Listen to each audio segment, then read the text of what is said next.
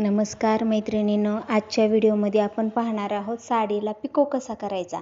कालच्या व्हिडिओमध्ये आपण पाहिलं साडीला फॉल कसा बसवायचा। आजच्या व्हिडिओमध्ये पाहूयात पिको कसा करायचा। तर त्यासाठी मी काय केलं, साडीला ना अशी तिरकस असतात साडीचा पदर किंवा नेसती बाजू, ती अगोदर व्यवस्थित कट करून घेतली सरळ ह्याच्यात कात्रीने, आणि उलट्या साईड असते ना आपली साडीची, त्या उलट्या साईडला असं ना दुमडून घ्यायचं आपली साडीची किनार थोडीशी ना, पदर असो किंवा तुम्ही ज्या साईडनं करताल ना पदराच्या साईडनं करू किंवा त्या बाजूनं करू, ती बाजूनं थोडी अशी दुमडून घ्यायची। आणि दुमडून घेतल्यानंतर ना त्याला 2-3 वेळेस त्याच जागी असं तुनलेवणी करायचं, म्हणजे रफ केलेवणी करायचं।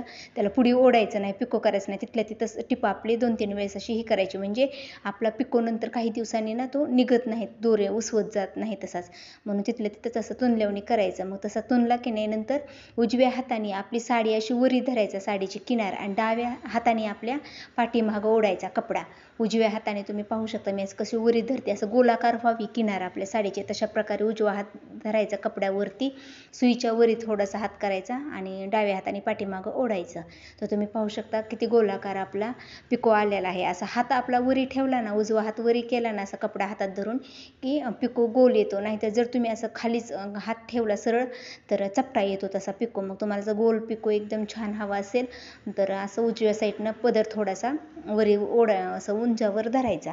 तर अशा प्रकारेच मी सर्व आता पिको करून झालं आहे आपल्या दोन्ही साईडनं। आणि सुरुवातीला जसं आपण रफ केल्याने केलं तसं शेवटला पण असं रफ करायचं, म्हणजे तो लॉक करायची टिपती आपली, आणि टिप उसवली नाही पाहिजे। नंतर असं 2 वेळेस त्याला वाटलंच तर थोडंसं उलट्या साईडनं पण थोडी टिप मारून घ्यायची। तर मग एकदम साधी सोपी पद्धत आहे, अशाच प्रकारे सर्वजण करतात, पण ज्या नवीन मुली आहेत ज्या शिकत आहेत त्यांना माहिती असावं, त्यांच्यासाठी हा व्हिडिओ बनवला आहे।